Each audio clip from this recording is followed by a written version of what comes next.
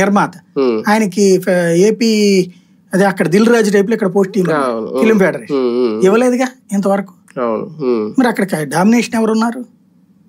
వాళ్లే కదా ఉంది. ఈ రెండు అడిగేళ్లే మన పార్ట్నర్ అయినా ఇచ్చారా?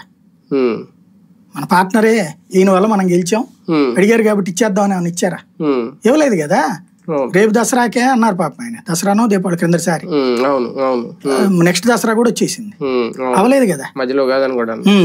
ఉగాదికి అన్నట్టున్నారు. ఉగాది మళ్ళీ నెక్స్ట్ ఉగాది కూడా వచ్చేస్తుంది. ఇంకేముంది? కాబట్టి ఇక్కడ బేసిక్ ఇష్యూ ఏంటంటే, కాకపోతే వాస్తవంగా చర్చించాలి కూటమి కాబట్టి.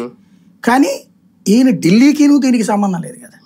ఢిల్లీలో నేను అనుకోవడం ఏంటంటే, వాళ్ళకు సంకేతం ఇచ్చేస్తున్నారు నెక్స్ట్ నేనే. ఇంకోటి, బాబు గారు విశ్రాంతి తీసుకుంటున్నారు, నేను పనిచేస్తున్నా ఆన్ బిహాఫ్ ఆఫ్ మా ఫాదరు. ఓ రకంగా చెప్పాలంటే ఆంధ్రప్రదేశ్ గౌరవ ముఖ్యమంత్రి చంద్రబాబు, ఆంధ్రప్రదేశ్ యాక్టింగ్ సీఎం లోకేష్. ఆ పదవి అట్లా లేకపోవడం వల్ల ఆగుతుంది. మామూలుగా పార్టీల్లో అయితే వర్కింగ్ ప్రెసిడెంట్ అని రెండు పోస్టులు ఉంటాయి. కాంగ్రెస్ పెట్టింది అట్లాగా, తర్వాత బీజేపీ పెట్టలేదు కానీ కాంగ్రెస్ పెట్టుకొచ్చి. మొన్న మధ్య మాట అన్నారు నారా లోకేష్ గారు, మోడీ గారి దగ్గర చాలా నేర్చుకోవాల్సింది చాలా ఉంది. ముఖ్యమంత్రి అయ్యే ముందు ఇప్పుడు మోడీ దగ్గర పాఠాలు నేర్చుకుంటున్నారా? వెళ్ళి ఆయన దగ్గర నుంచి ఆయన మోడీ కూడా ఇతని బాగా ఆదరిస్తున్నారు. ఆంధ్రాలో ముగ్గురు యువనేతలు కూడా మోడీ అంటే ప్రేమికులే, అది మెచ్చుకోవాలి. అవును, పవన్ కళ్యాణ్, జగన్, లోకేష్ కూడా ముగ్గురు ఆయన దగ్గర నేర్చుకుంటున్నారు.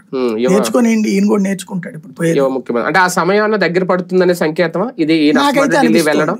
మేబీ అంటే ఈ 2025 లేదంటే 26 స్టార్టింగ్ లో అట్లా. అంటే ఇది ఎట్లా ఉంటదంటే, మీకు పబ్లిక్ లో